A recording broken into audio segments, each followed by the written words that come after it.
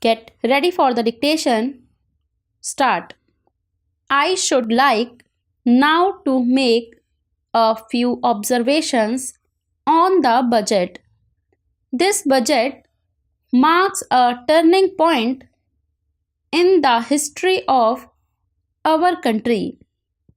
It is no use attempting, as some of my friends have done, either to deprecate the budget very strongly or to suggest that we are not witnessing a new revolution in our methods of fiscal training and technique.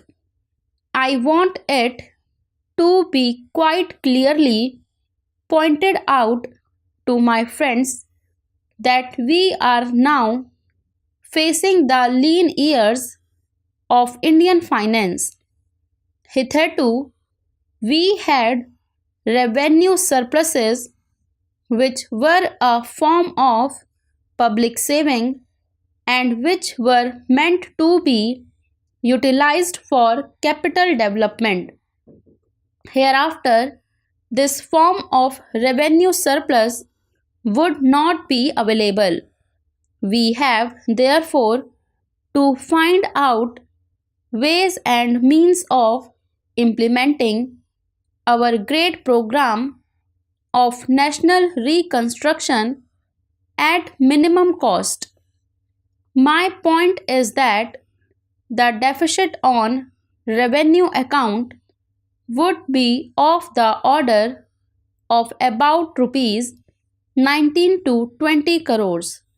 Here, let me point out that I do not agree with those of my friends in the finance department who have attempted to suggest that rupees 9 or 18 crores which are obtained from Pakistan should be put to the revenue side of the budget. They are to be put on the capital side. But that does not seriously alter the trend of my argument. What I am suggesting is that we would have to be prepared for a deficit of a much higher order even on the revenue side. That itself should make us realize that there are very many problems which we have to face and that we have to undertake ways and means of increasing the resources of our country so that it might be possible for us to have a greater amount of surplus or a greater amount of public saving for the purpose of financing capital development. The finance minister, in the course of his speech, Mr. Deputy Minister, pointed out that the deficits during the past 2 years were of the order of rupees 83 crores. I venture humbly to disagree with him because I feel that when we are talking of deficits, we must take into account the overall deficit incurred by the central government, and that would be of the order of rupees 200 crores. During the years of relatively light expenditure, we had a shortfall of about rupees 200 crores. Undoubtedly, now when we are going to have a very great amount of expenditure, we might have a greater amount of deficit, and we would have to find out ways and means of trying to meet our capital expenditure. Some members have pointed out that deficit financing is good. Others have pointed out that it is poison. One honorable member who preceded me pointed out that it could be taken like a tonic.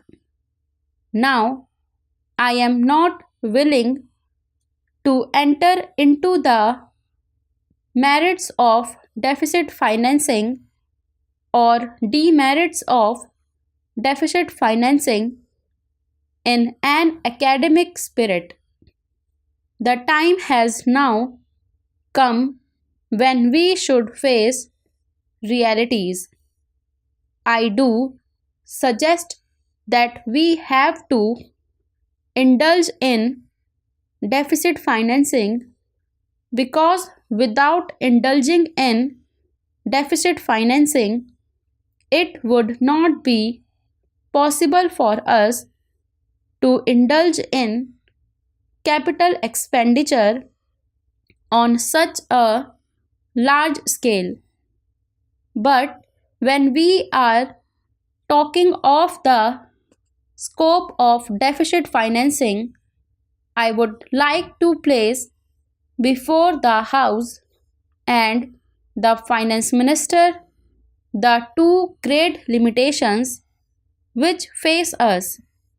The first limitation that faces us is that concerning the internal price level.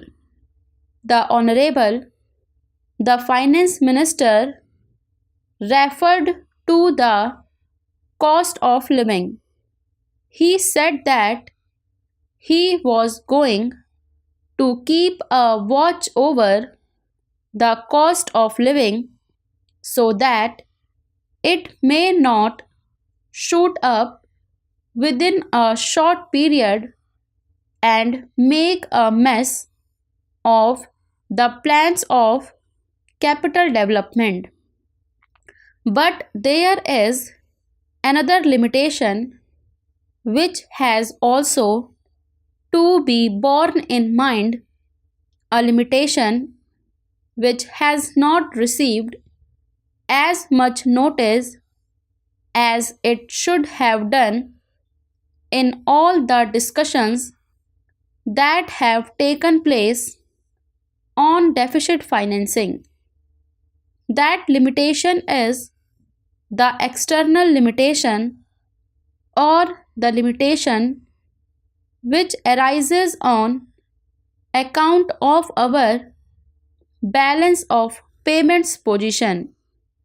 I think this is as important, Mr. Deputy Speaker, as the internal price level, and I should like to elaborate that particular point a bit more because I feel that a time will shortly arrive when we might have either to reconsider our policy or might even have to leave the sterling club of which we are a member. The second serious limitation is as serious as the first. What would be the consequences of deficit financing on our balance of payments? The Finance Minister, in his budget speech, points out that so far as the balance of payments position is concerned, they have now, whether it is by accident or design, a favorable balance, and they have contributed about rupees 63 crores to the dollar pool during the past 6 months. But the moment we indulge in deficit financing, we have to be prepared for worsening of our balance of payments.